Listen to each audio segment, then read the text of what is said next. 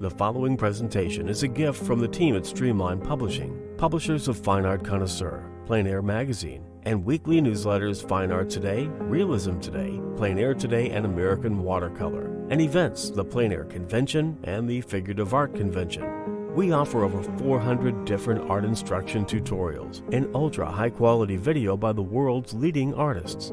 If you like what you see, help us support our artists and our team with your purchase. Each video aired has a special discount code for today only in the comments section with a link to the video offered. And to see everything we do, or if you want to receive notice of new releases, new products, and new events for artists, simply click the other link, which says, "See everything we do." Thank you. Hi, I'm Eric Rhodes, publisher of Fine Art Connoisseur and Plein Air magazines. Today, one of the New York greats, Patty Watwood, or Patricia Watwood to be formal, and it's called Creating Portraits from Life.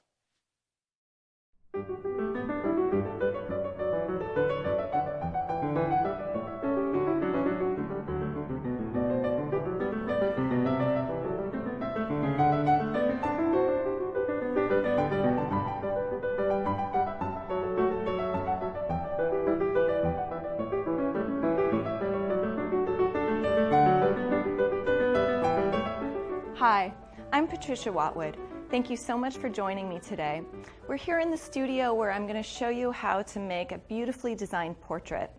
I'm a classically trained painter, and I'm going to demonstrate how I use 3 different steps to break down the complex process of making a painting into simple steps of first drawing, and then value, and then color.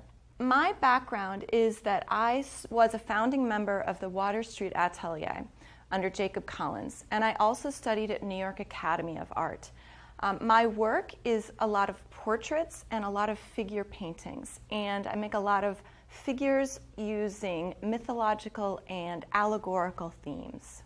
One of the first things I'm going to do is take some time and give you some tips on how I like to get started working with a model, exploring different looks, and thinking about creative color design that's going to make a really beautifully designed painting for you that you're really excited to work on.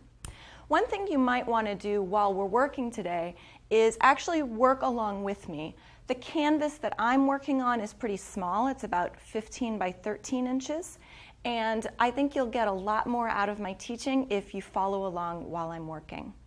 All right, the first thing we're going to do is meet our model and think about how we're going to set up a really nice portrait. Before we get started, let me introduce you to our model, Moon. I was really excited when Moon came into the studio because she just got her hair done and she has this really gorgeous pink hair, which is a little bit of a theme in my life lately somehow. And whenever your model comes in with their own unique style and coloring, different hair color, different clothing looks, it gives you as an artist an opportunity to really try to create something with their palette and your particular preferences for color that makes a really beautiful design. So whenever I start to work with a model, I'll tell them a little bit about what I'm hoping to do in the painting.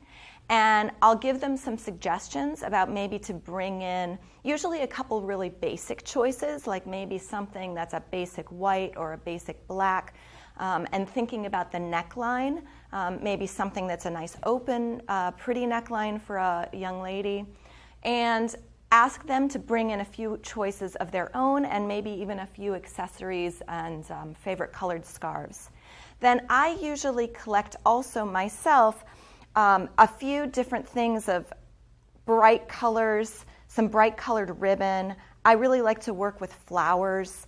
And then I can work with both the natural coloring of the model and kind of complement that with the accessories that I'm bringing in to create some really nice color design.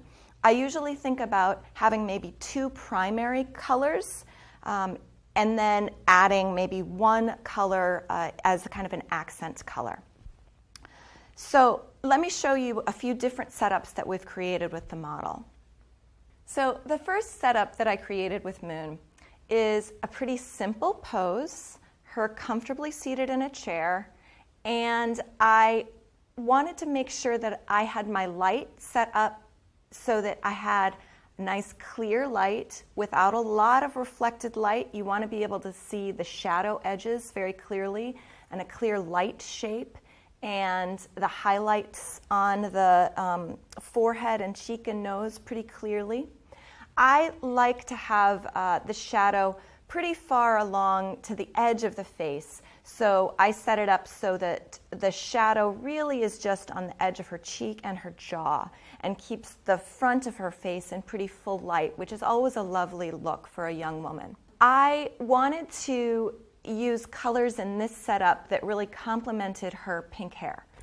I do like to work with flowers a lot, so these are some silk flowers that I brought in, the pinks and purples and a little bit of coral, and then I used a little bit of a coral ribbon that kind of isn't the exact same color as her hair, but there's parts of her hair that have a little bit of that color. So it makes this very harmonious relationship of pink, purple, coral. And then her clothing, I wanted just something very simple that doesn't conflict with all of that. And so we're just having this very simple black dress that has that lovely lace edge. And I'm just doing a head and shoulders, so you're really just going to see the black dress at the edge of the shoulders. And the background, I really like lighter and airier colored backgrounds. I don't use very dark backgrounds very often. So this one's kind of like a sky blue background that then, as I'm painting, I could maybe just make it like a background in a studio, or frankly, I could also easily kind of turn it into a sky or kind of an open space around her, which gives the whole setup and look kind of an airy, sunny quality that I like. So the next thing that I'm going to do is, when I'm first setting up, I like to play around with a few different looks. Even if I find one that I think I really like, I find that if I just keep going, you really fall in love with whatever you're doing. But I like to give myself a few different choices, and then it gives me the opportunity to think about it just a little bit more. Okay, which one of these looks is really the most exciting that I want to move forward with? So I wanted to try to do a few different color combinations. In thinking about designing color, I often think about kind of complementary colors and things that, so creating, like in this case, it would be the pink of her hair, the yellow of the flower, the blue background, so that makes a really lovely sort of triad of colors. And then I have a lot of different clips and pins and bobby pins that I'll, just politely ask the model if that's feeling okay. You feeling okay? Okay, good. Make sure you don't like poke your model in the eye. And then I'll put it in, and then I have to come down to my easel and see, how is it set? Do I like the way that where I put it, how it creates the shape with her head? So I'm thinking, it seems a little high. Maybe I want it a little bit sort of lower down and in the back.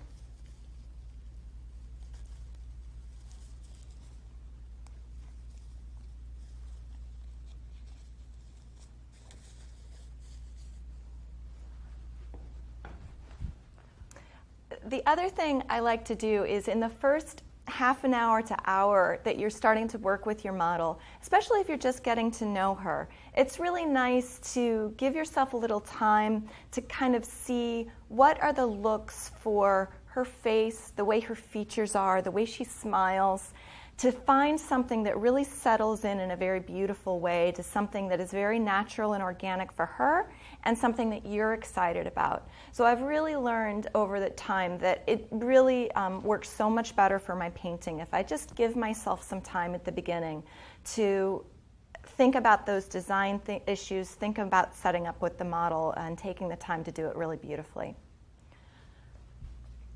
One thing that I might do is I might add a different accent color. So this one has like the yellow flower, but I might even want like a touch of green, because then sometimes that green, that's really a vibrant complement to the pink and the the yellow.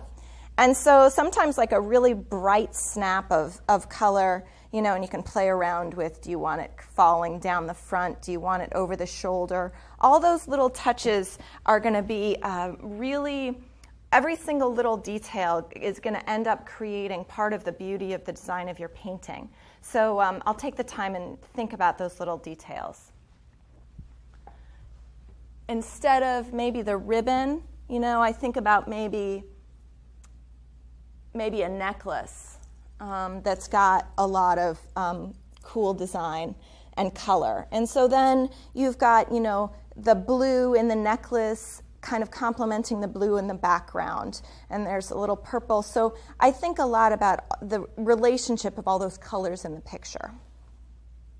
And before we get started, I'm going to actually show you one more setup where I kind of, instead of going for one of these like more classically beautiful kind of vintage look, which is more what Moon, like her clothes and her look kind of naturally go to, how you can actually kind of create a very different look by just changing the clothing and the accessories and even the hair, and create something that actually looks much more contemporary. It doesn't take a lot of changes, and suddenly you get a very different feeling for the painting.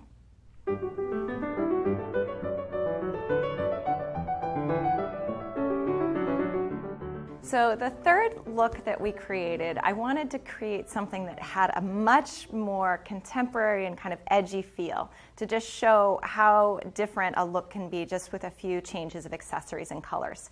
So I set up Moon here with this spiky collar and the white shirt and a black background. When thinking about color and design, never forget about black and white, which can be such great design colors, especially when you have, you know, some other great pop of color like the pink in her hair, or maybe a red or an orange. Black and white are really great design colors too. And then I created this pose that's very frontal and simple, which gives it a much more like contemporary modern look. That's much more of like a 20th century, 21st century kind of pose to do that very frontal, direct look like that. So it's interesting how different the setup can be, and how, you know, you have so many choices when you use these different props, these different colors, these different accessories to create a whole different look for the artwork that you want to make.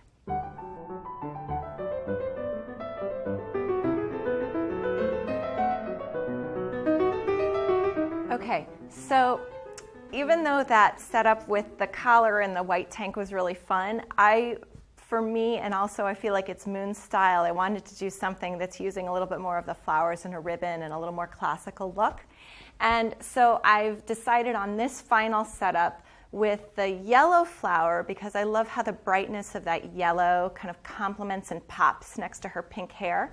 And then use that coral ribbon around her neck, which is actually pretty subtle. So that just really keeps the focus of the pose really just on her head, the flower, her hair, which is going to be the centerpiece of the demo today, is really just the head and neck. All right? So we're ready to go, and I'm going to start with my charcoal drawing next on the canvas. So I'm ready to start my charcoal drawing on the canvas. And let me tell you a little bit about the materials that I'm going to be using. I'm going to be using a stick of vine charcoal, and you can see that actually it's pointed. So when you buy vine charcoal, it has this blunt end, and I use a razor knife here like this to shave the point like that and make it pointed. And then as I'm working, if I need to repoint it as I'm going along, I'll just use a piece of sandpaper to keep the charcoal pointed. It gets dull pretty quickly, so I have a few sticks handy during any session to work along with. I do also have a few sticks of vine charcoal that are a little bit harder, and those I'll be using a little bit more later when I'm trying to get a little bit more precise detail for the lines. And then the other things that I have that I'll be using is I'm using a kneaded eraser that I've kind of rolled into a point, and that's almost like another drawing instrument that takes away the lines. And then I have a piece of chamois that is good for rubbing away the charcoal on the canvas when you want to clean it up. And I'll show you more about how to use those as we go along. So getting started with the vine charcoal. One of the reasons I like working with vine charcoal on the canvas is that it's really easy to erase and move things around. The first thing that I'm going to think about is the overall placement of the drawing on the canvas. So not even thinking about any of the details, but really how is it positioned in this space. Thinking about the size of the head that I want, where the flower is going to fit on there, like that. Thinking about how close it is to the top edge and the bottom edge, and where the head is going to be positioned in the center. And so I'll kind of start the setup like this, thinking about really in the biggest way, how is the drawing positioned on the canvas. One of the things I really like about vine charcoal is that if you decide that you want to make changes, like I'm kind of looking at this, I'm thinking it's a little bit too big, I want to have a little bit more space around her, then you just use your chamois and you can really take the whole thing out and you're going to start over. And you can sketch on your canvas with maybe a little oil paint, but it's a lot harder to clean up. And so vine charcoal is a really great material for setting up your drawing on your canvas. So doing this a little bit more carefully now, I'm going to set up the head and the flower, thinking about what is the topmost point, which from my view is actually not her hair, but is actually the flower, which comes up just a little bit higher. And what is the farthest point on this side, which is the edge of that flower over there? How close is it going to be to the edge?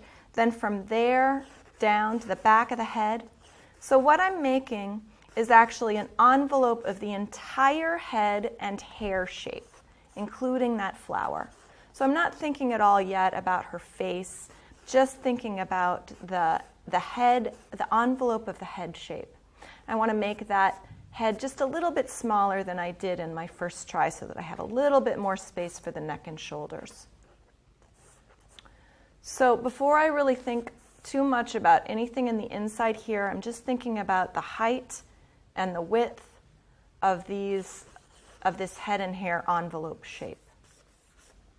It's from the way I see it has this width across this way, and so you see how I've made this shape that kind of goes this and this, right?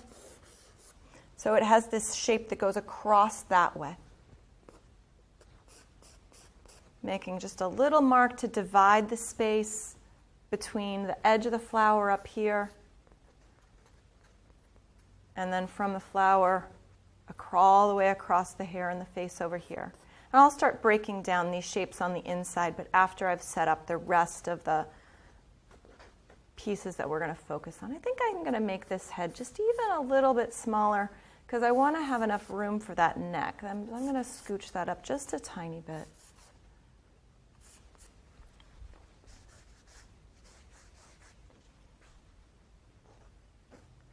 Now the neck and the shoulders, really simply just thinking about where they're going to be, holding that neck up. There's the base of the neck, sort of that first bone of the rib cage and the collarbone. So making sure that I have space for that, of how it fits into the base of the shoulders. So just making some simple lines for the shoulders here, here, and then off the side there. So that is a simple enough just really outline of just how I want to place the drawing on the canvas. And I'll, like I showed you, I'll erase the whole thing and wipe it out if I feel like I don't have enough space, or sometimes when you get going, things have a tendency to shrink or to grow. And take the time to think about the placement on the canvas. It's a really important element of your design. All right, so now that I've thought about placing that on the canvas, the next thing I really want to think about is kind of the tilt and the axis of the head and the gesture of the head. So her head is turned a little bit towards me. There's this kind of axis, center axis line that's kind of going down here. And if I just draw kind of a curved line going down the center axis of her face, it kind of helps me think about the orientation of how her head is rotated around in space. Then from there, I'm also thinking about the neck, like how is it, what's kind of how is it positioned in space? I'm just going to check and make sure, like how the front line of that neck and the back line of that neck, does it show the way her neck kind of is slightly, it's pretty straight up and down because of the way she has her shoulder up. And then maybe I'm going to, as we put that shoulder in, showing how the one shoulder is high and the other shoulder is low.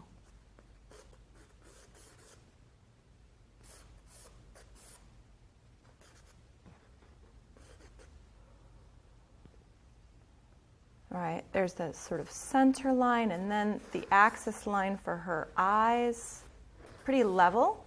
I'm right about the same eye level as she is, so it's pretty flat there, and then the brow of the eyebrow.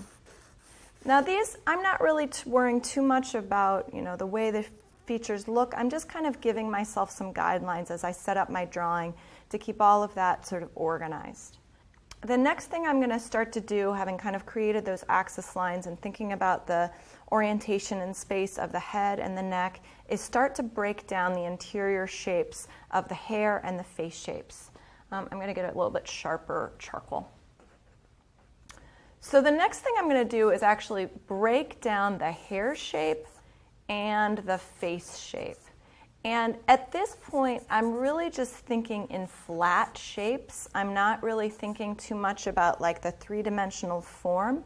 I'm really just thinking about how that flat shape looks from my view. I'm thinking about tilts and angles of how I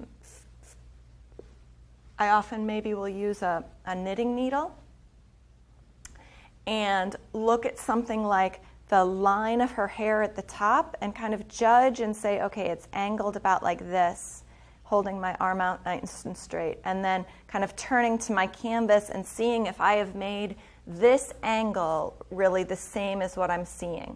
And having done that, I might think maybe I'm going to pull it down just a little bit. Now you can see when I'm making my lines that actually I'm not trying to just make one, okay, this is the line. I kind of am making a few different marks, and a little bit lightly and a little bit straight. Especially in this first block-in phase, I don't know enough about where everything is placed in order for me to actually try to delineate the shapes of the hair. And so I like to use this much more open block-in line to just kind of find it, and it makes a very open structure for me to work into. So don't worry about trying to right away know where things are, because that's the problem with drawing, is that how do you know where it is if you don't know where it is? And so you have to have this way of proceeding through your drawing that allows you to discover and then correct and then change and figure it out. You don't need to feel like you need to be able to know where everything is supposed to be right away. So use a little bit of a light line and a little bit of a straighter line. All right, so going back to the hair shape, looking carefully at the angles of the hair. So there's this sort of, having just made kind of a single line going across, now I'm going to kind of break down the hair shape into a little bit more specific information.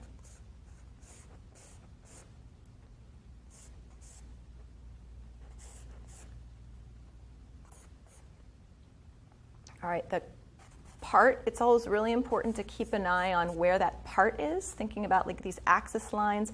Where is that part in relation to kind of the center line of the face?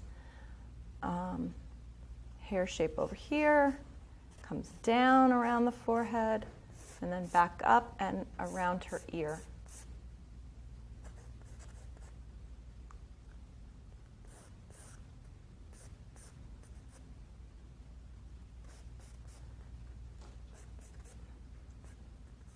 Since I'm in this area, blacken the ear, make an ear shape.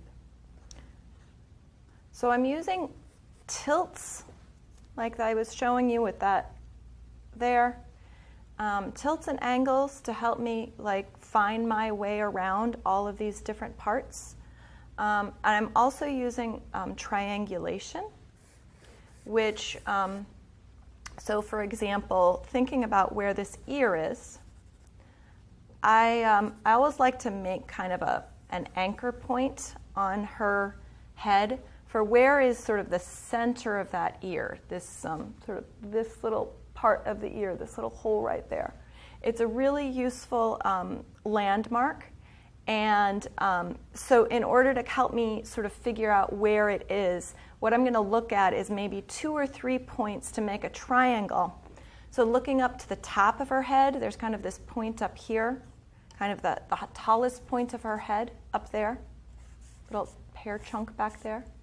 And then I can make kind of a line that goes down through there and through that ear. You see where I'm going? And then I can use my knitting needle, hold it up to those points on the model and see, you know, am I getting it pretty close? Did I straighten it out too much? Is it going too much this way? Then I'm going to do the same thing, actually kind of going down to the point of her chin down here. So you see maybe the corner of that chin. That's a really nice specific point on my model. The bottom of it's the bottom of her head shape, the point of that chin right there. So I can kind of in the same way go from that ear, the center of that ear, down to that chin point, look at that angle, and then compare to what I made over here. And again, did I flatten it out too much? Does it go up too much this way, right? So that's, and then to triangulate so that I've got those 2 angles going this way.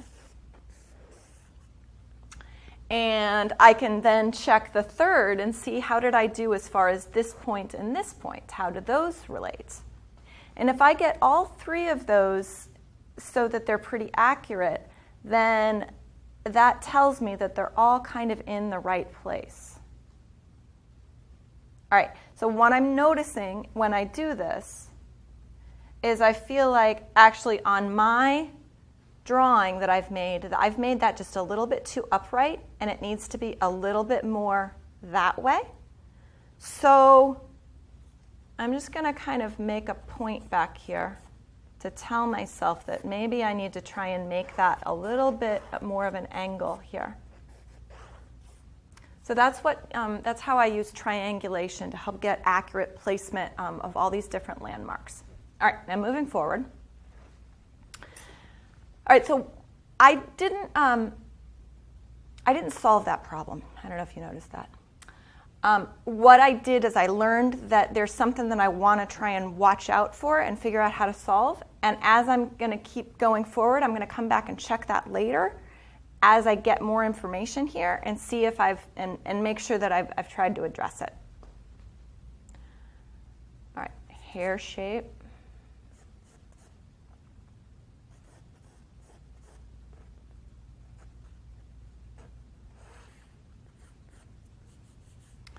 So the other thing with this fine charcoal is you can also just use your fingers to erase. It helps to have like an apron or something to wipe your hands on. You can use like a rag or the chamois to wipe your fingers, but I use my fingers a lot. All right, now breaking down the hair shape and the face shape, I'm going to a little bit more accurately try to find the front of her portrait, the front of her face from my angle.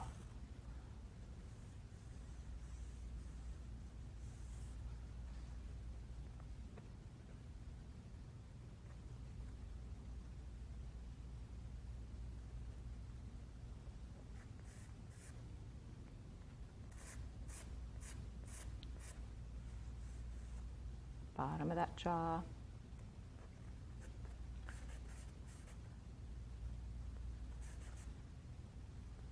So hair shape.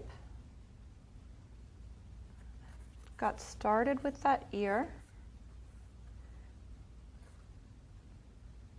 And now the next thing that I'll do is try to get a little bit more specific about this face shape, right? So I started with this side over here. Again, I can sometimes like just hold my knitting needle up to that angle and just check and make sure as I'm setting this up, you know, from this point on her down to this point, it goes back in space. So I don't want to make it jut forward. I want to make sure it goes back that way. And the widest point on her face is this right here, which I can see on my block in it. I don't quite have it in the right place. So the thing about working with vine charcoal is that you need to erase almost as much as you draw.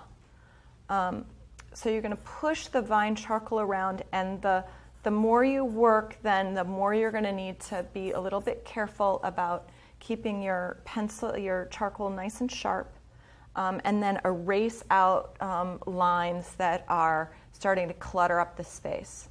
So when you first start, I'm leaving a lot of extra marks up, but then once I start to try to like dial in on that shape, I'm gonna kind of clean up as I go along. And you'll see that, you know, starting with something that's pretty loose and open, then you start to get something that feels a little bit more specific.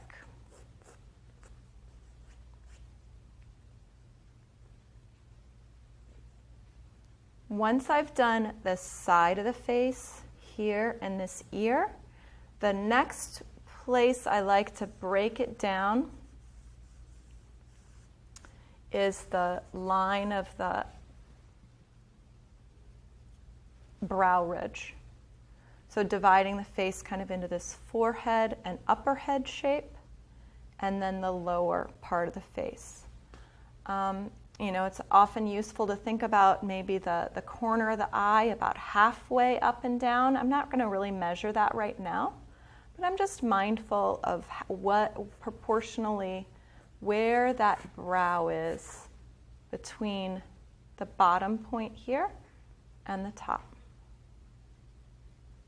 I'm just using my eye kind of on the model, looking and going back and forth between this point and this point and this point and this point, and then doing the same thing on my drawing to see if I feel like it feels like it's about the same proportion.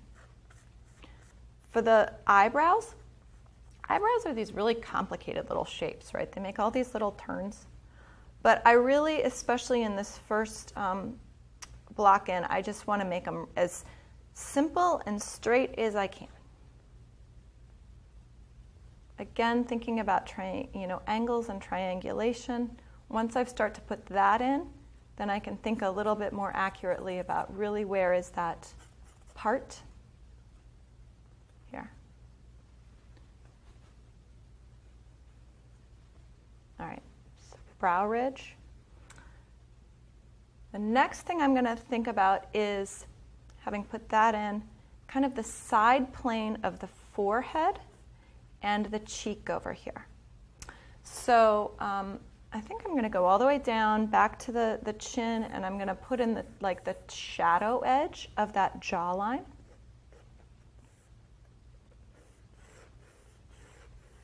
Here. And you see there's a little break from the edge of the chin here to the cheek. It's useful to kind of think about proportionally where that is. Then there's the cheekbone here that goes across, right? So I'm going to kind of block in that shadow shape there.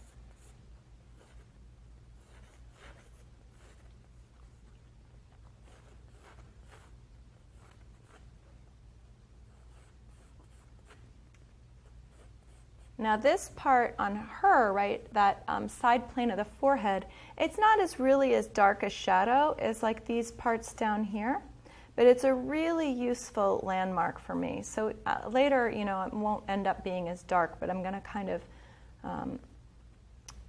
use that like I am these other ones as a kind of a landmark to find the placement for all these things. In addition to kind of that shadow edge, now thinking about where that ear is again, thinking about what is the distance, how wide is that distance right there. That's one part of the face that me personally, I have to spend a lot of time paying attention to, because when we look at our faces in the mirror, you kind of see your face almost to like this line right here, right? But the side of the face, the cheek is actually quite big on that side. So it's really, for me, I pay a lot of attention to exactly, how far back that ear is, so that you don't kind of make that distance too short, right?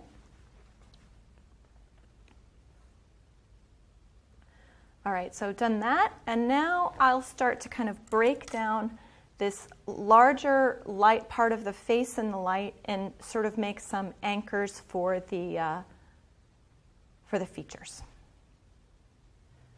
Okay, so now that I've kind of set up the face shape, I'm going to start trying to find the placement for the features themselves.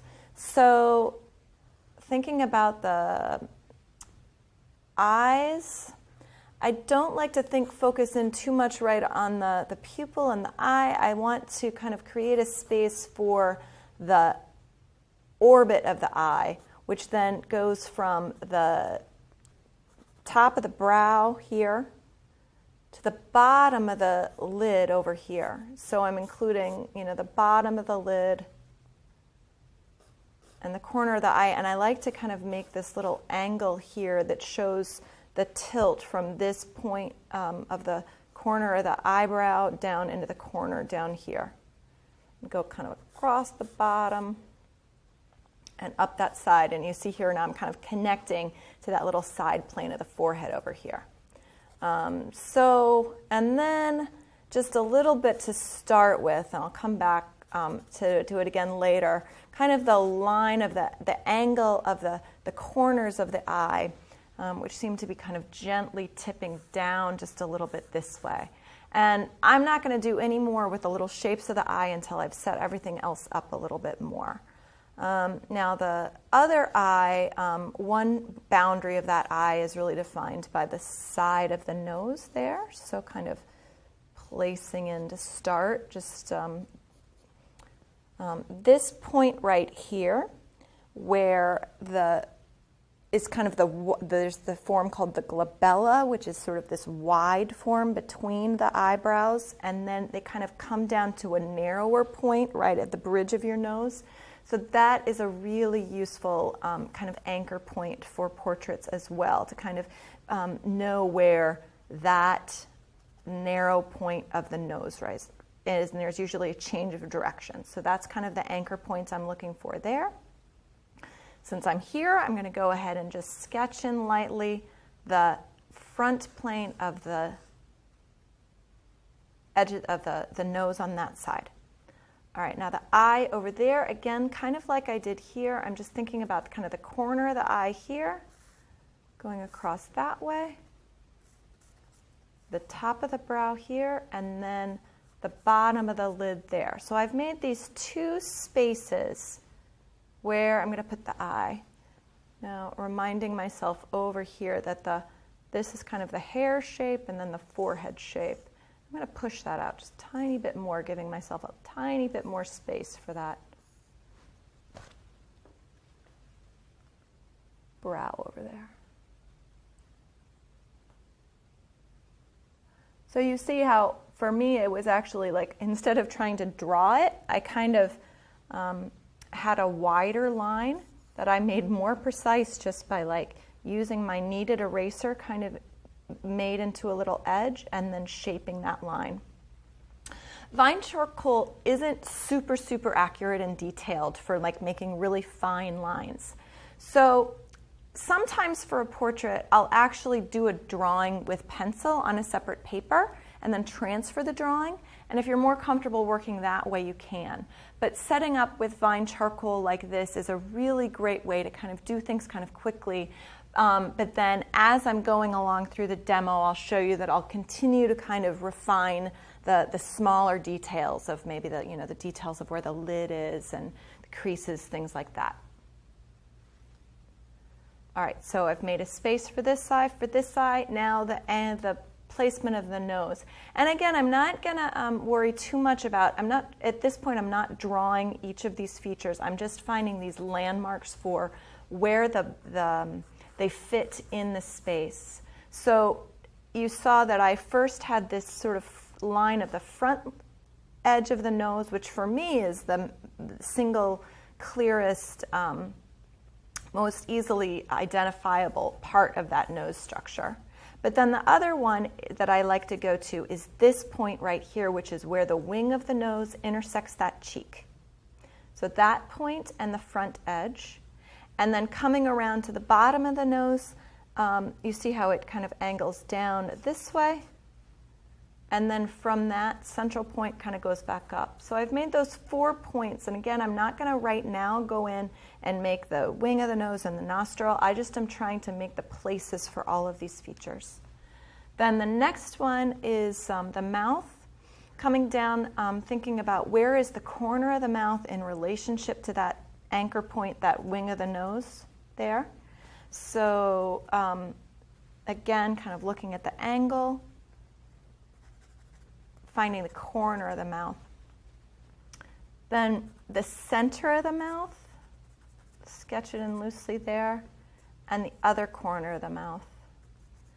I find that for me, finding the corners of the mouth and the center line of that lips right there is really important to help get the precise expression and the way her smile is. And I don't know if you noticed what I just did. First I had it here, right? And then I kind of pushed it up, and even just that little change kind of somehow started to create the feeling of her expression. So pay attention to that as you're working.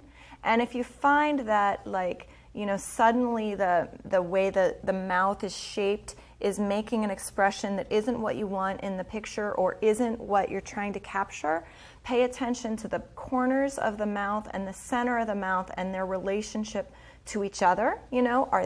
Is this lower than the center? Are they considerably higher? And how far out from the center? Because all of those 3 points are dramatically changed depending on the expression, how much the smile is, and the tilt of the face.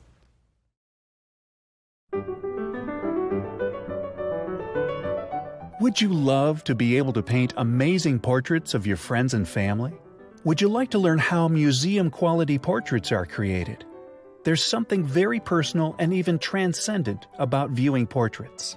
Something powerfully human that may go beyond language itself. For the portrait painter, this experience is even more heightened as you discover and express your own artistic vision. In this all-new video masterclass, critically acclaimed portrait artist Patricia Watwood guides you through every step of your own portrait painting journey from beginning to end. You'll learn everything from how to set up your materials and create your initial drawing to adding the crisp lines, highlight notes, and final details that truly bring your portrait to life.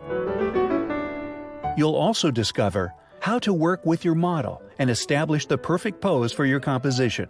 For me, it's often actually more about the personality of the person. I paint a lot of women, and women in artwork in the past often, they have a great deal of reserve and maybe very demure kind of look. But I think it's much more contemporary when you have, a lot more images of strong women and assertive women. And that's also just an expression of a different attitude and my contemporary attitude towards people and towards my subjects.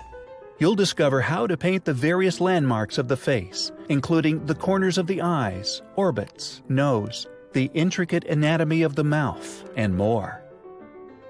Patty will teach you how to paint the forehead and cheeks using receding planes, shadows, and edges. And you'll learn how to adjust values between highlights, soften edges, and remove texture where needed. You'll learn how to go from the simple to the complex taking one thing at a time so you can be absolutely sure your work is stunningly accurate.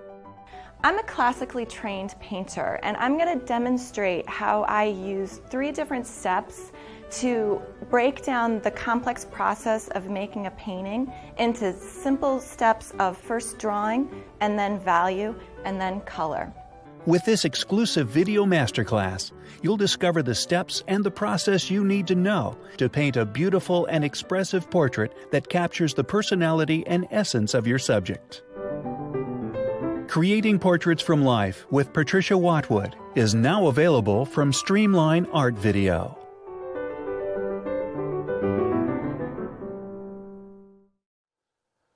I love Patty Watwood's work. That's called Creating Portraits from Life, and you can find the full video at lilyartvideo.com. If you want to learn more about it, go there, and also look in the comments section and you'll find a special discount code. Now let's get right to an interview with Patty Watwood.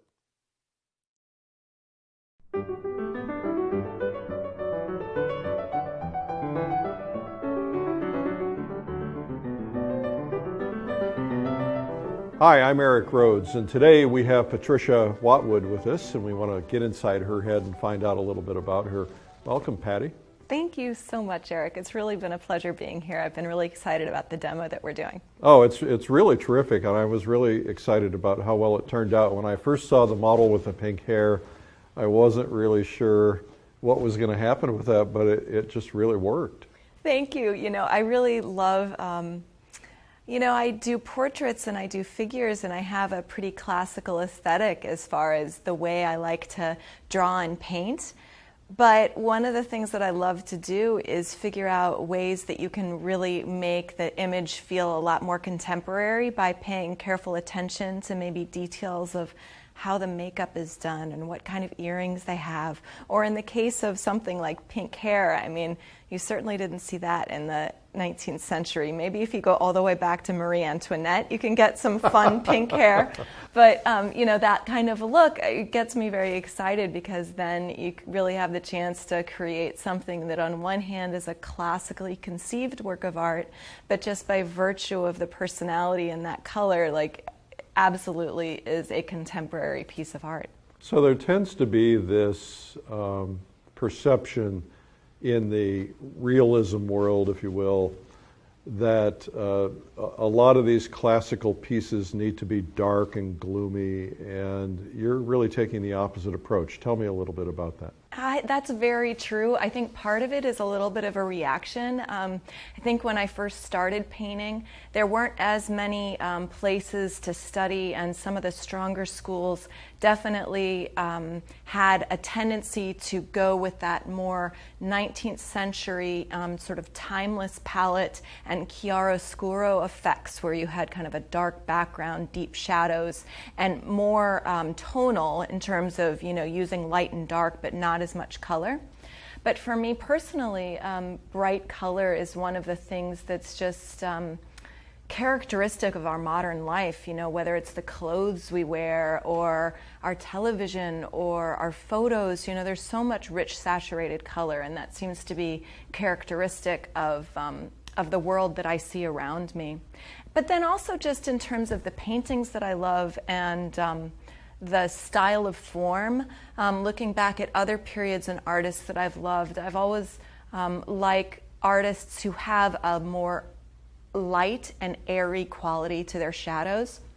So even someone like Tiepolo or Ang, or then going forward to Bouguereau, the colors and arrangements that they have are often pretty light key and luminous, and the shadow tones are milky and maybe pearlescent, and the skin tones are cool, and I've always been much more drawn to that sort of light, airy, and colorful world. I love all those beautiful colors. Well, and one big difference is that some of those paintings that are done today in that very traditional style could have been painted 300 years ago. Mm-hmm. And yet, like you say, maybe Marie Antoinette, but this is a reflection of today's society. This girl had beautiful pink hair, and it really worked for her, and that kind of shows the fashion of today. So you'll be able to pinpoint that exactly to a particular time, I suspect, when that painting is on view hopefully in the Metropolitan Museum of Art in 100 years from now? I hope so, and I think that, if you do study old master work or figurative art through the ages, and you're looking back at something like Rembrandt or at something like Ingres, yes, they have a lot of things in common, but Rembrandt's palette and the costumes that he picked and the models that he picked tell you as much about his time and period and the world around him as they do about maybe the subjects. And the same, going forward to other periods of time in art. And so I think in this same way, by being responsive to, whether it's saturated color or for me, it's often actually more about the personality of the person. I paint a lot of women, and women in artwork in the past often, they have a great deal of reserve and maybe very demure kind of look. But I think it's much more contemporary when you have, a lot more images of like strong women and assertive women that, the way they are engaged with you can be much more expressive and dynamic. And that's also just an expression of a different attitude and my contemporary attitude towards people and towards my subject. So you mentioned costumes.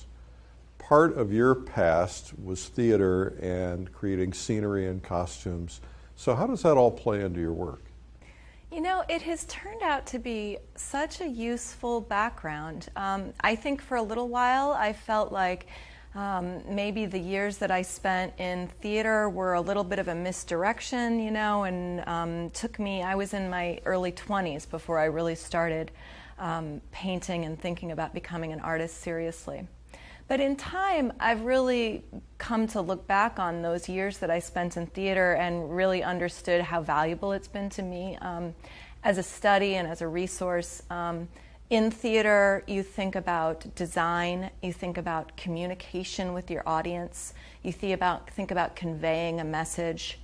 You also sometimes have to figure out how to solve problems or create a look, which then it's turned out when thinking about composing a picture, working with a model, creating a setup. It's a little bit like creating a small stage set. And so thinking about what I'm seeing and what I want to paint, maybe I need to pull in particular props or shape the way my little tableau is designed. And so I feel like all of that design background really has helped me think about how to solve those problems and to address all of those design elements. When I first saw your work, there was something about it that I couldn't identify, but then when you told me at dinner last night about your theater background, I had an aha moment. I thought you really had created this sense of stage. You do a lot of allegory. Yeah. And I think it's very refreshing. Yeah, I do think about it sometimes in terms of when I'm doing an allegorical piece, a mythological piece, and especially thinking about a multi-figure piece, I very much think of them as characters and think about how I'm going to cast them and find a model that really conveys the story and that fits together with the other people in the picture. The way they look, the way they embody the character and the story, all of that has to be pulled together and designed. And then thinking about overall in the picture, old master painters have been doing this for centuries, but how the composition as a whole has an overall design between, various characters and the passage of light and maybe the pictorial space traveling through, which are all exactly the same concerns that a theatrical designer or someone trying to tell a story on a stage is going to think about, and also the lighting design and the lighting effect. And so I think, I specifically trained in lighting design and creating those different looks, so I am able to pull in some of those tools when I set up a picture. Plus being a casting director. Yeah, exactly.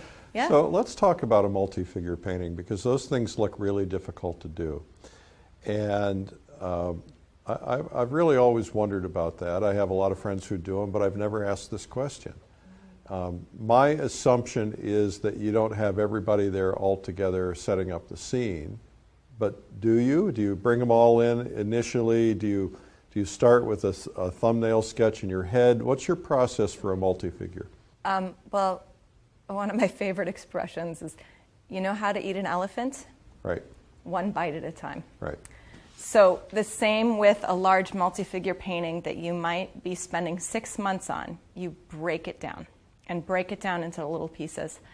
I never really will have, if I've got 3 figures in a painting, I will pretty much never have all 3 of those models together in one space. Every once in a while, if there's 2 and they're kind of interconnected, then I might have them both together. But even that is really the exception and not the rule. Really, they get designed in my head first. And before I even start working with a model, I will do little concept sketches and little drawings just from imagination, thinking about if I have an idea for something like Orpheus, you know, and I usually have some kind of compositional idea from the beginning that I know that I want, you know, this figure on this side and a reclining figure on that side. And that's enough for me to start working on little concept sketches. And I usually will make little thumbnails, really quite small. And that goes back to theatrical design too. The first thing that you're going to do in creating a design is really making a thumbnail sketch from imagination that's really quite open. But as an artist, I almost can't even think until I start drawing and painting. It's the process of drawing and painting that helps me think through what I'm doing. So I'll create little compositional studies, and then once I feel like, okay, I really am interested in this as a subject, but I don't know how to create that little figure in that pose the way that I want to make it, then I'll start looking for models. I'll have a model come in, and then I'll do studies from life for each part. So maybe doing a life drawing for a figure on one side, a life drawing with, you know, on a different day or at a different time, or sometimes even using the same model, but okay, take this pose on this side and now take this pose on this side. And that helps me study the way the gesture looks, the way the pose is designed. And then usually after I've studied working with a model and doing studies, kind of having a whole nother iteration, if I'm really doing a larger scale piece, of designing it with more of that information in place. So you studied with Jacob Collins, and Jacob is pretty much against photographs. How do you feel about that? Do you ever use them? You know, I do. I do use them. And I definitely, my most influential teachers have been Jacob Collins and Ted Seth Jacobs and Anthony Ryder, and they're all very much of a school of not really using photo reference. And that certainly is kind of where my heart is in terms of, for one thing, you know, there's so many different ways for an artist to have a process, and I don't have a dog in that fight. You know, your process needs to suit you and your ends. But for me, my process is also about working with a model, with that emotional engagement, with the flexibility of, you know, some of the things that I was able to show in my demonstration of when you're working with a live model, certain things change, certain things evolve, and then you're able to kind of develop your painting farther and make it more beautiful because of the living interaction with the model. But then also my subject matter isn't just like that image and that idea. My subject matter is also the energy of the person, the light and air in the space. And all of those things are part of my experience in real life. So that's really a key component to my work. And so even when I am doing these larger multi-figure pieces, pretty much all of the model work is in general done from life. Models are expensive. I've definitely figured out lots of ways to expedite my process. So when I'm making a drawing study, I'll do a careful drawing. Then maybe the next stage of the painting, maybe I'm not actually going to have the model back. Maybe I'm just going to work from my drawing and make my underpainting from the drawing. Then it also engages my imagination and thinking about design, and maybe I want to adjust things there. And so when I'm working in that way, it actually makes it easier for me to do that. But photography I do use sometimes. I do portraiture, and working with children's portraits, I always will take photo reference for that. Working with a busy client, they often aren't willing or able to pose for 6, 8, 10, 12 hours. Maybe they're able to pose for you for 4 or 6 hours. So I'll take some photos to use in the intermediate process and start from life, do studies from life, then maybe use photos in the middle as I'm setting up the picture, then get back together with the model, working again from life. So in the situation of portraits, I usually have some photo references to fit into the process to be respectful of that client's time and their needs. And then the other ways that I've started using photos is that when I'm designing something from imagination, there might be some idea or symbol or idea that I want to be able to include in my painting that is very difficult to paint from life. I did one allegorical piece about Venus, and there's like a dead swan, in the foreground. And so I looked at, different photo references of the swans. I actually you can go to the butcher shop and get like live ducks that, so a friend of mine even helped me with some real reference for that. But all of that was kind of constructed using a combination of observation, memory, and then some photos to kind of make sure that swan was really accurate and naturalistic. So I kind of use a combination for things like that. So you didn't assassinate a swan and bring it into I didn't assassinate a swan, and I never would, just to paint it from life. No way. Yeah. You don't paint a lot of old fish? Well, I used to, and actually, yes, I do paint old fish. Why don't we back up for just a second and kind of talk about how this all started for you. What are your earliest memories of art and being interested in art? Oh, that quote, everything I am and ever hope to be, I owe to my mother. It's really pretty true. My mom, very devotedly, all throughout my childhood, would make a big effort to expose me to lots of different kinds of art. She and my dad are really big lovers of music. We saw a lot of musical concerts, but we also went to a lot of museums. And whenever we traveled, we would go to museums, we would go to churches, and see these beautiful pieces of Western art. And I always liked it. Some children get impatient with that, and I'm sure I did drive her a little bit crazy at times, but actually in general I was quite happy at the museum. And I always was in art classes and doing drawing and painting as a young person, so I think my mom knew that that creative life was where I was headed, at first in theater, but then eventually into fine art. So I really have always been interested in pictures. Even as a young child, my favorite things were picture books and storybooks. And the more beautiful the illustrations and the more, careful and naturalistic and elaborate, the more time I would spend poring over them. And so thinking about how pictures tell stories and how narratives, whether it's a storybook or a play or a movie, how those visual stories are told have always been something that I just never get tired of diving into. Was there a moment when you said, I'm going to grow up and be an artist? No, and in fact, I think that's a little bit different, I feel like, for me than a lot of the peers that I know who really started pursuing the path of being an artist even in middle school and high school. But I didn't have that sense, and I think in high school, I would have told you I was not interested in becoming a studio artist. I think especially at that time, theater is such a community project. You're working with other people, you're working together as in a team, whereas studio art is very solitary. And it wasn't until I was older that I kind of developed that side of my personality that is happy kind of being alone in my studio for a long period of time.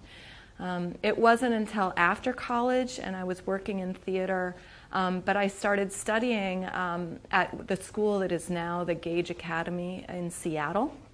And I got exposed to some amazing teachers. Gary Fagan he runs that school, is a wonderful mentor and teacher.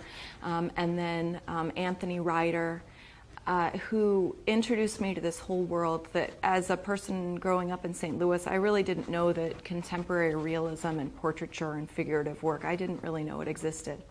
So that was the beginning of me starting to get a vision of that's what I wanted to do. And after a couple of years, I really decided that I wanted to commit to doing the study that I needed to do that for the rest of my life. So what did you learn from those two guys?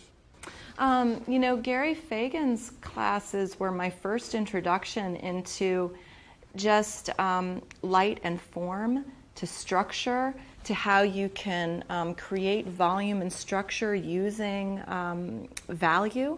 I mean, it's relatively simple stuff, but I had never been exposed to it. It was a real eye-opener. Even simple, just things like the canon of proportions and the various structures and anatomical landmarks of the body. And then it was Anthony Ryder's approach, the way. And in fact, it's very much how my demo is built. It's following that same process. He was the first person I'd seen doing demonstrations where it was, you know, setting up the portrait in charcoal, then doing a first pass underneath, letting that dry, and then painting. And it's not like indirect painting where you're using glazed layers and those kinds of techniques. You're just painting in passes, and so the second pass is this finely turned and detailed alla prima pass over the underpainting. And are you ever tempted to just eliminate the drawing stage and draw with paint? Sometimes I do. Yes, sometimes I do. I do it now more that I'm pretty confident with my drawing ability, and I know that I can, especially if I'm doing some kind of figure, not necessarily the portrait, but some kind of figure painting, I have a fair amount of confidence that I can just start drawing with the brush. But partly, I think, because of my interest in design and in narrative, with those kinds of things, I like to think through those stages of design more carefully. It's not the same as just being kind of an alla prima painter and just painting from observation, and the model shows up and you're just trying to capture life, right? That as I've developed as an artist, I'm less interested in that particular approach as an artist, and I'm more interested in figuring out how to create the design and the image and the mood and the meaning that I want by using the model. And so that really, drawing and developing the painting in stages really facilitates that better. So why do you do this? Why do you paint? Bored? Nothing else to do? No kids to raise? Partly I paint because of my love for the activity of painting. I think I've heard some people talk about how, I just have this vision and these images that I really feel like I need to express, and that's their entry point. But my entry point has always been the process of working with the figure, working with another human being, and my love for that process of creating a figurative piece that then has made me want to keep building on those skills so that I can keep doing it and learn how to do it, even more beautifully and more elaborately. And as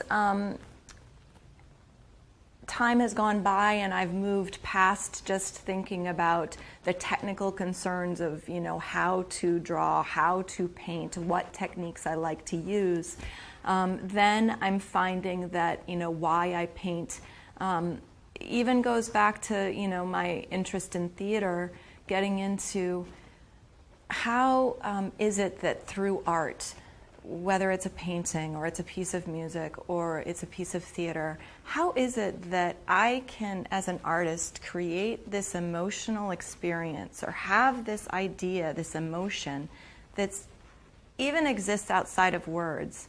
I can share it with you, and somehow you can understand it completely and even say back to me what I had, in my mind, in my heart. And this is this magic thing that happens in painting sometimes at its best, and happens in theater and music. And I think it's one of the most magical human experiences. And so now that's really what I'm always trying to get towards in painting. How do you do that? Is there a method? Because at some point you go from the technical to what I would refer to as second nature. You can do it in your sleep without, it's like typing, you can just do it without looking at the keys.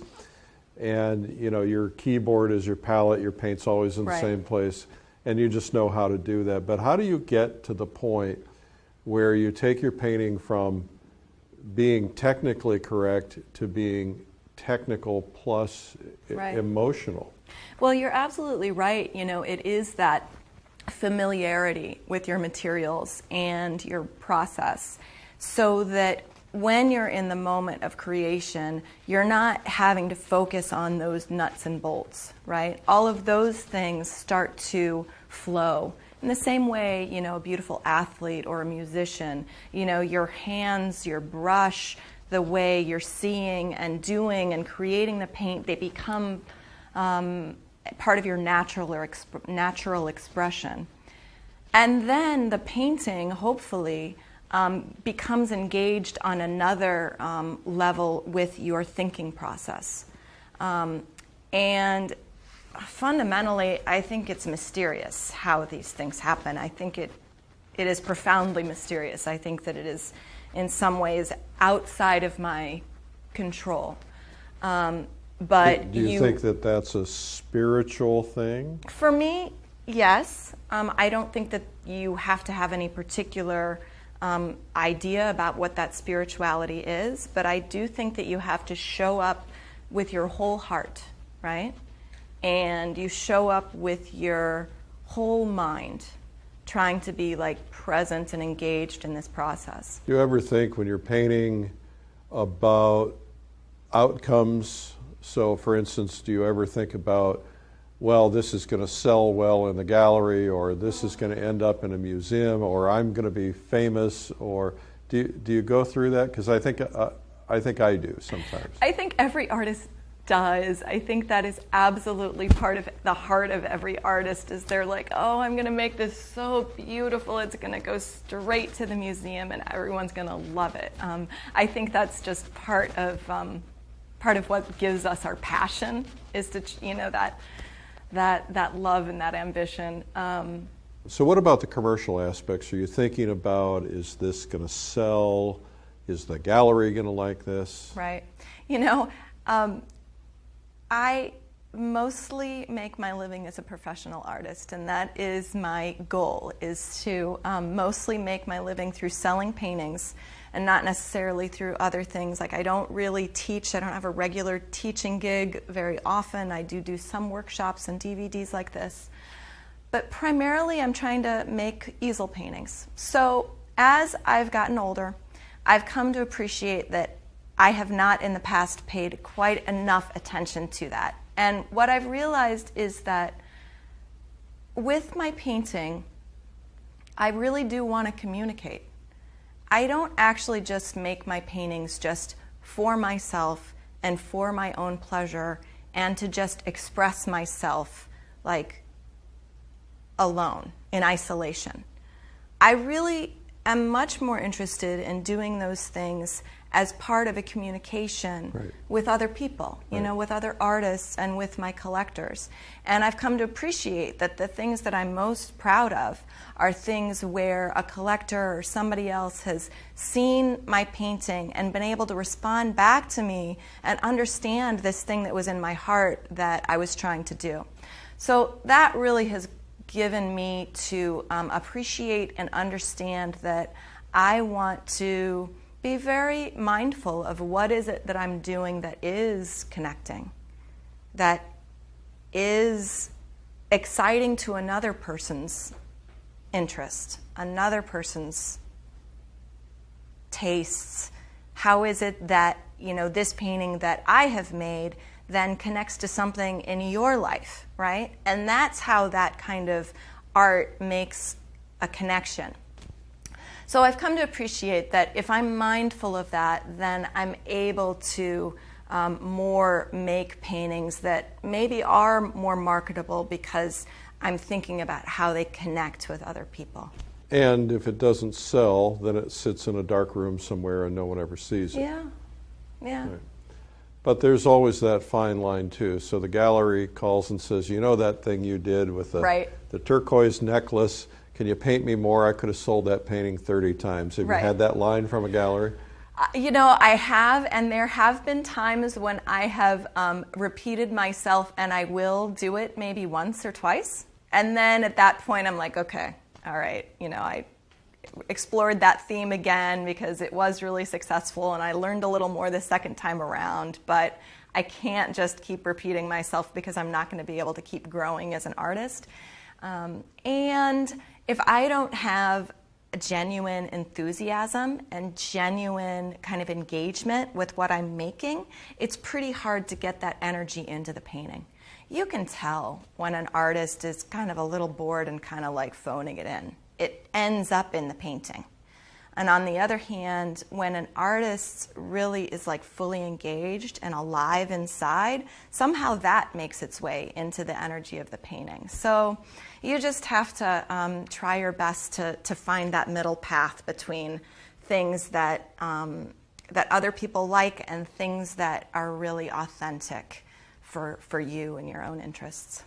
So for somebody who's watching this and desperately wants to learn more and to speed up their learning, beyond what you've shown in your demo, what are the things that you recommend that they do?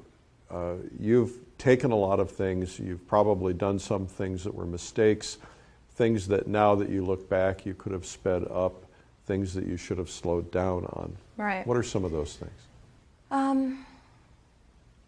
For someone who really wants to pursue this and keep getting better, for one thing, you have to make it a priority in your life and make time for it.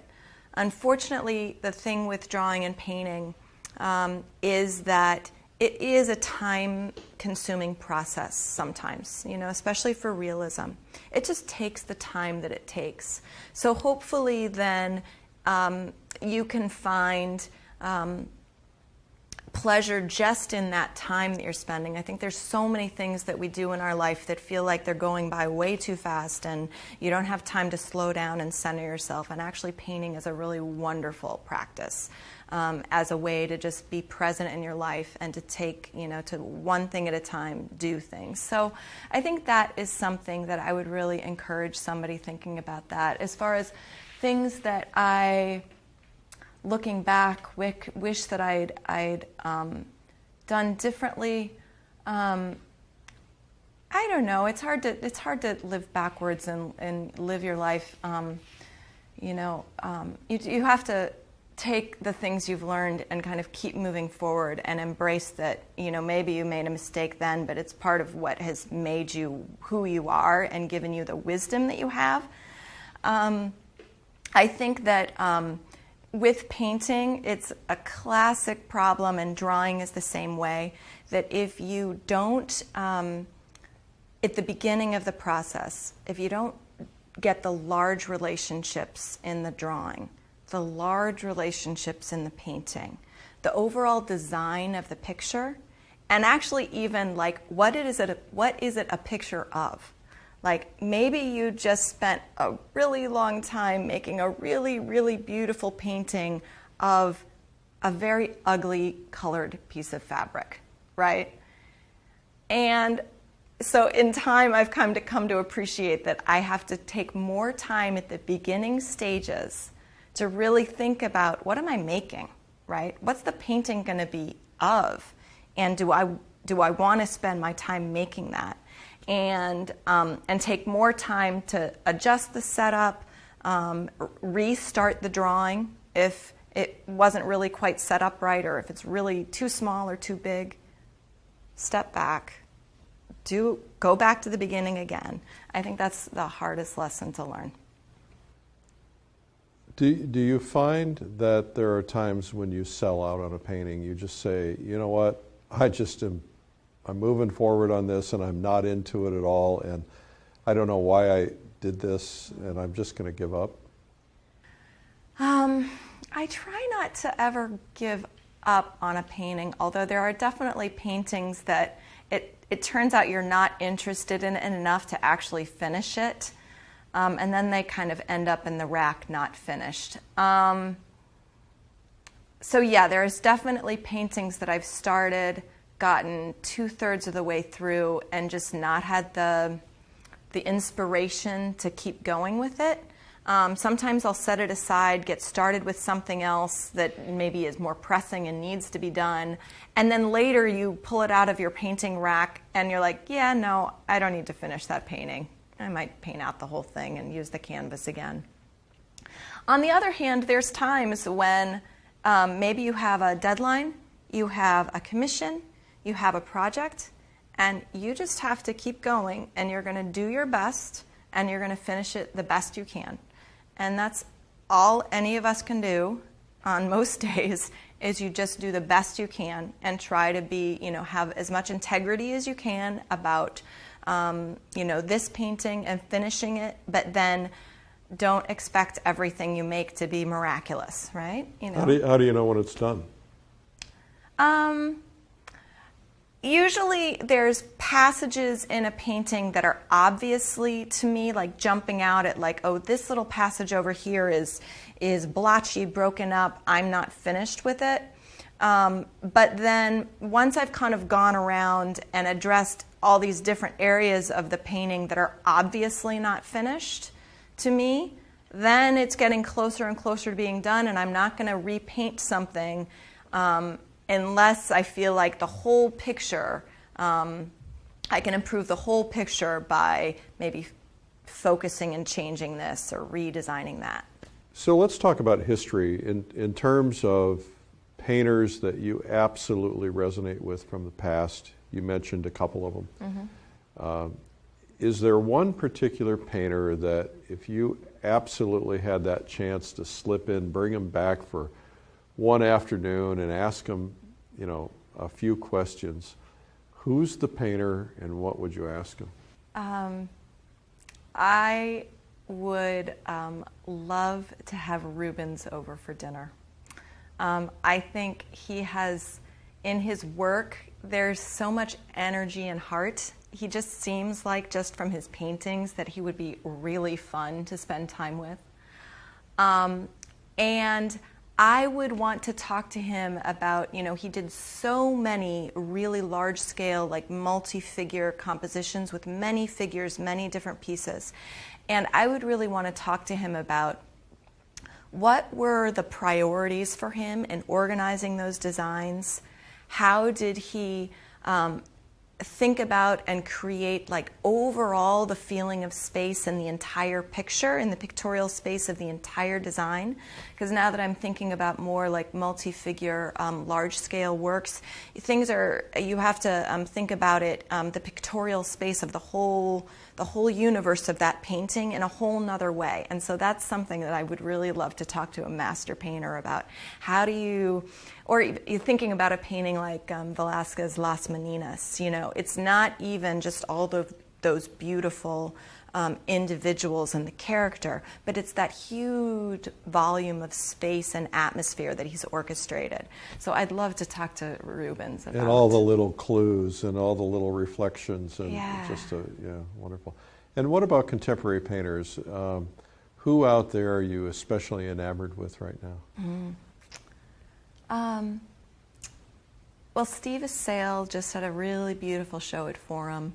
He's was a teacher of mine at New York Academy. He has been, a guiding light and inspiring to me for a long time. And his recent work is really exploring a lot more spiritual narrative subject matter. I feel like I'm seeing more of his heart and the things that are interested in him. And so I'm learning a lot watching how he's creating these large-scale pieces. I'm also a big fan of Vincent Desiderio because he also is creating these very atmospheric and cinematic multi-figure pieces that have so much mood and emotion and pathos, you know? And so I'm always interested in seeing how he's getting that, it's almost like operatic, that drama, you know, into the work that he's doing. How important is artist community? Oh, for me, it's hugely important. I mean, that's one of the reasons why I've kind of, we've stayed in New York and in Brooklyn, is because there's a lot of artists in that area who speak my language. You know, the world of art is really very diverse. You know, there's artists working in conceptual vein, there's painters doing abstraction, there's painters doing kind of conceptual representation. But the community of artists that I'm friends with, you know, we all understand, if you're talking about the Terminator and the form and the light, and we speak the same vocabulary. And so then we're able to kind of go past all of those technical concerns and get into the heart of like what we're trying to express. So having a community of artists who understand why you're doing what you're doing, and you can get beyond that conversation, is really important. You know, a lot of times you find in the world of realism that you can't get beyond the conversation of like that you're just painting something naturalistically, or that you're painting something, you know, with a lot of careful detail and observation, just by virtue of painting, you know, something that seems more academically, you've sort of, that's as far as you can get with the conversation. So when you have a community of artists who really understand, you know, why you're painting what you're doing, then you're able to really think more about taking your art to the next level and taking your community of artists to another level. There are a lot of artists out there who approach things in a lot of different ways, even within the realism realm.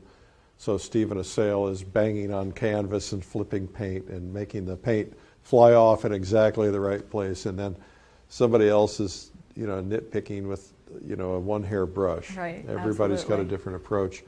From your perspective, what are 2 or 3 principles that you think are absolutely necessary that perhaps people might not easily get on their own? Well, let me see.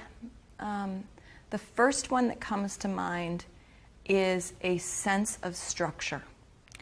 And in the body and in the portrait, you know, this is important in terms of, you know, all of the beautiful details of the skin and the face. They are expressing the bone, the structure, the things underneath them that make you human and makes you able to do and be all of the things that you can do, which is amazing.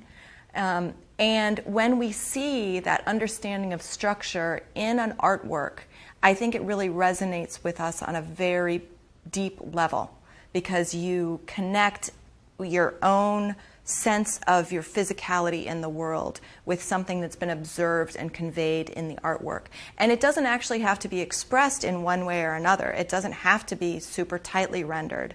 It can be very openly expressed, you know, so you get a range from, you know, super tight artists like Tony Ryder, maybe, then to someone like Lucian Freud. But they both understood the structure of the body. And so then when you're relating to those paintings, you feel it. So the way to learn that is drawing skeletons? I think that the study of structure and of skeleton, of the anatomy and the skeleton, understanding the way the body is constructed, and so when you're looking at the different forms of the body, understanding why the arm moves the way it does, I think that is very important. Okay. And it frankly makes you able to do a lot of things. Other principles? Other principles is that drawing is so important, and I don't think there's any way around it, and I think that's one of the reasons we see a lot of paintings done from photographs, that the artist never developed their own ability to draw and observe on their own. And so then when they're just looking at the photo, they don't know enough to create that sense of light and structure. And so there's no shortcut to that. You have to draw. And if somebody's trying to teach themselves to draw and they don't have the advantage of a drawing instructor, what's that advice?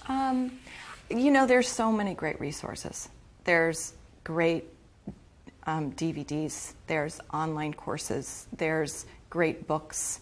I think that ultimately, if you really want to become a professional artist, you're going to have to find a studio class, find a teacher. But I think you can really get a long way. There's a lot of material available to anyone with a computer. Is there a third principle? Structure, drawing. Well, I guess the third principle for me personally is content and meaning. You know, what are you expressing about your view of the world by what you've chosen to paint and how you've chosen to paint it? What are you saying about the person you're painting? How do you feel about them? What are you saying about the composition? Because everything exists in a context. You might say, oh, I don't care about conceptual art. I'm not interested in any of that. I just want to make a beautiful still life. But your beautiful still life exists in the larger world. And so your audience understands it in relationship to all the other things that they've seen. And so I think as an artist, it's kind of our responsibility to understand what it is you're saying through what it is you're expressing and how you exist in the world and in a context. So somebody's watching this 100 years from now, 200 years, 5,000 years from now. How do you want to be remembered?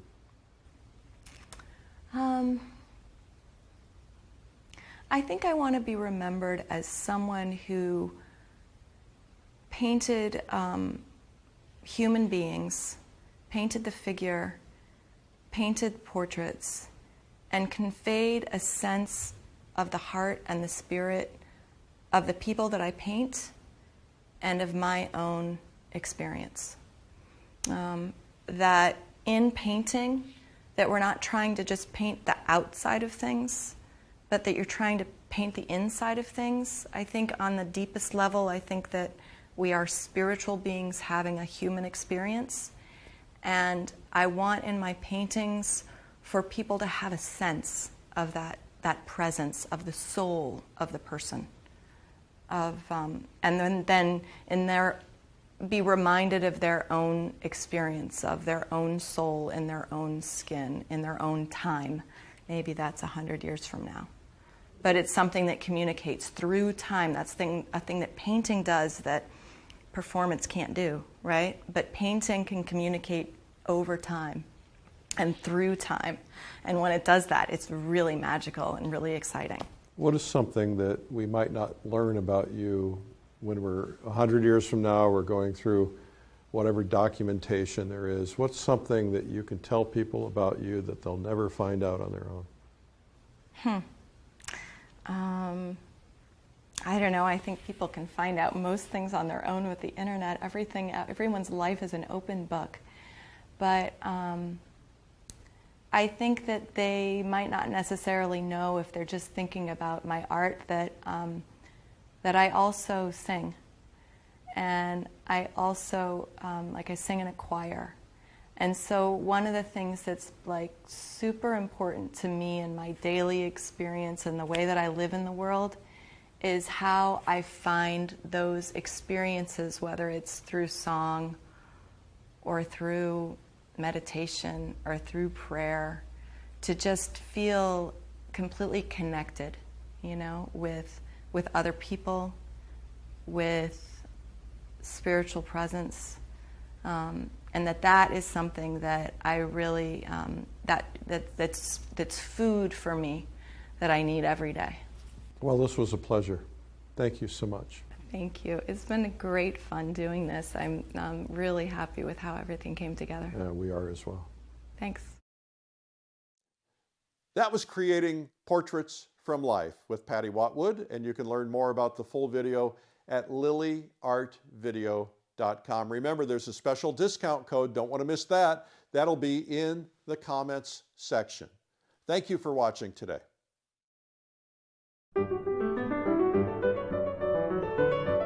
Would you love to be able to paint amazing portraits of your friends and family? Would you like to learn how museum-quality portraits are created? There's something very personal and even transcendent about viewing portraits. Something powerfully human that may go beyond language itself. For the portrait painter, this experience is even more heightened as you discover and express your own artistic vision. In this all-new video masterclass, critically acclaimed portrait artist Patricia Watwood guides you through every step of your own portrait painting journey from beginning to end. You'll learn everything from how to set up your materials and create your initial drawing to adding the crisp lines, highlight notes, and final details that truly bring your portrait to life. You'll also discover how to work with your model and establish the perfect pose for your composition. For me, it's often actually more about the personality of the person. I paint a lot of women, and women in artwork in the past often, they have a great deal of reserve and maybe very demure kind of look. But I think it's much more contemporary when you have, a lot more images of like strong women and assertive women.